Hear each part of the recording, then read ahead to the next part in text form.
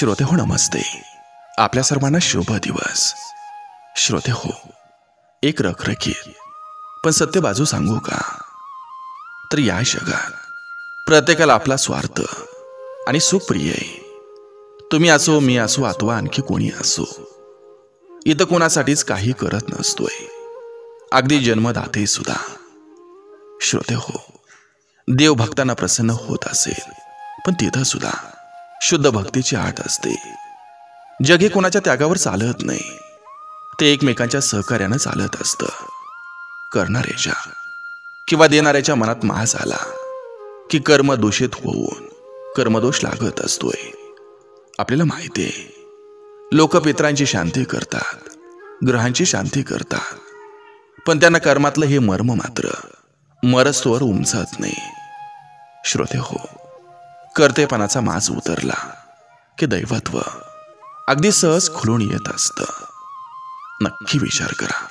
चला, आजही आपल्यासाठी सुंदर विचारांची ही शिदोरी, ही मालिका अशीच पुढे घेऊन आलोय. चला, करूया सुरुवात सुंदर विचारांना, सुंदर सुविचारांना. गरज असली की पैसा आणि माणसं दोन्हीही उपलब्ध नसतात. मात्र अडचणी एका क्षणाचा विलंब न करता उभ्या राहतात.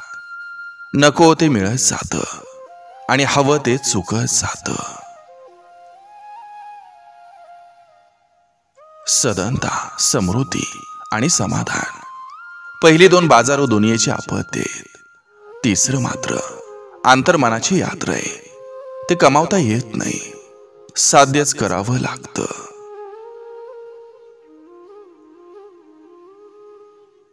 सौंदर्य हे निहाळलं जातं, ते कुणा एकाचं होऊ शकत नाही आणि कुणी त्याला आपलंसही करू शकत नाही. त्याच्या आडून केला जाणारा व्यभिचार हा मात्र फक्त भोगला जाऊ शकतो, तो निहाळू शकत नाही, कारण दृष्टी आदू झालेली असते. आयुष्यात एकाचं सुख हे दुसऱ्याचं दुःख बनलेलं असतं. खरं बोलण्याची आणि खोटं बोलण्याची वेळ आल्यावर माणसाला दोन्हींची किंमत चुकवावी लागत असते.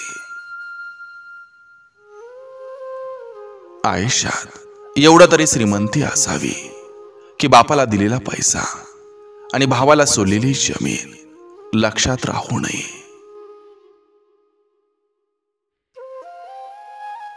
जे माणसं समजावून सुद्धा समजत नाहीत, अशांना समजावून सांगण्याचा प्रयत्न करणं टाळा. समुद्र खारट होता, खारट आहे आणि खारटच राहणार आहे. त्यात साखर मिसळून काही फरक पडत नसतो. आयुष्यातले काही निर्णय हे नशिबावर विश्वास ठेवून घ्यावे लागत असतात.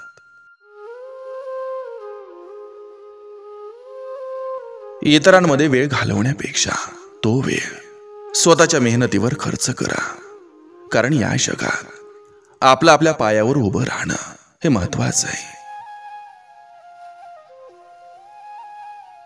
शिक्षण, नोकरी, संसार, इज्जत, जबाबदाऱ्या या सगळ्या गोष्टी सांभाळता सांभाळता पुरुष अर्धा होऊन जातो. बोलून चव घालवून घेण्यापेक्षा यशस्वी होऊन झापड मारण्यात विश्वास ठेवा.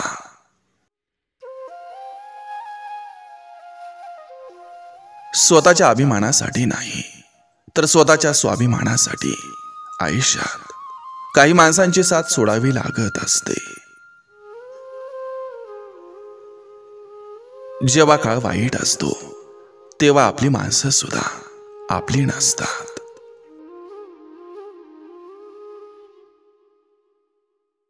लहानपणी प्रवासात झाडे मागे पळत असल्याचा भास व्हायचा. हल्ली सुखाच्या बाबतीतही तसंच होत राहतं. वास्तविक दोन्ही तिथंच असतात, धावत फक्त आपण असतो. स्वतःच्या सोयीनुसार मन लहान मोठं करता आलं पाहिजे, नाहीतर साधेपणा चांगलाच भोगावा लागत असतो. स्वतःला आहे असं स्वीकारलं की सारखं सारखं आरशाला विचारायची गरज भासत नाही. खरं बोलणं हे एक प्रकारचं कर्ज आहे. त्यात तात्काळ सुख मिळतं, परंतु आयुष्यभर त्याची परतफेड करावी लागते. आयुष्यात तुम्ही किती माणसं जोडली यावरून तुमची खरी श्रीमंती कळते. तुमच्या पैशाला कुत्रं सुद्धा खात नसतं. आपली पाठ राखण करणारी, आपल्याला आधार देणारी व्यक्ती ही निघून गेली की सगळे आपला फायदा उचलायला बसलेले असतात. एखाद्या सोबत आयुष्यभर वैर धरून शेवटी त्याच्या सरणावर लावलेली हजेरी ही काही फायद्याची नसते. पैसा कमवायला जेवढी अक्कल लागते त्यापेक्षा जास्त अक्कल तो योग्य ठिकाणी खर्च करायला लागते. कधी कोणाला न चुकलेली गोष्ट म्हणजे कर्म. काही लोक ज्यांचं खातात त्यांच्यावरच पलटतात. गरज लागली की गोड गोड बोलतात आणि गरज संपली की पाठीमागं नावं ठेवत राहतात. एखाद्याच्या मनात जिवंत राहावं असं वाटत असेल तर आपलं बोलणं आणि वागणं यावर नियंत्रण असणं गरजेचं आहे. खूप अवघड असतं आपली निवड चुकली हे स्वतःला समजावून सांगणं. होऊन गेलेल्या किंवा होणार असलेल्या गोष्टींची चिंता फक्त मनस्ताप वाढवते, आत्मविश्वास नाही. मनानं सुंदर असणाऱ्या व्यक्तींना आरशात बघायची गरज भासत नाही.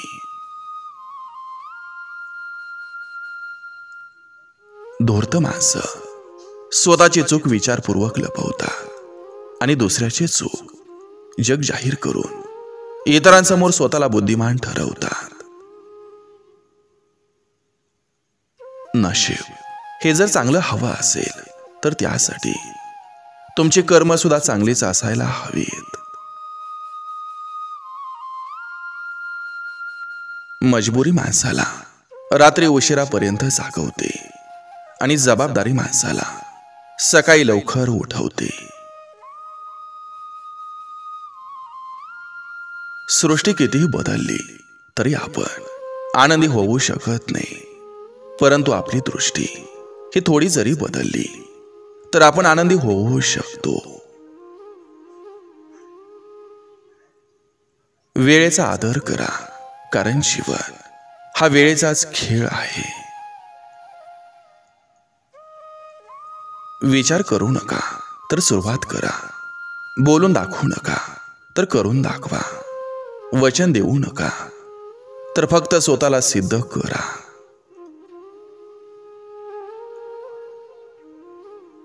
आपण काय भोगले यापेक्षा आपण कसं जगतोय यावर जगाचं लक्ष असतं. व्यक्त पण तिथंच व्हायचं असतं जिथं आपल्या भावनांना आणि शब्दांना किंमत असते. चांगलं कर्म करणारी व्यक्ती ही तुकोबांच्या गाथेप्रमाणे असते. कुणी किती बुडवण्याचा प्रयत्न केला तरी ती तरुण जाते.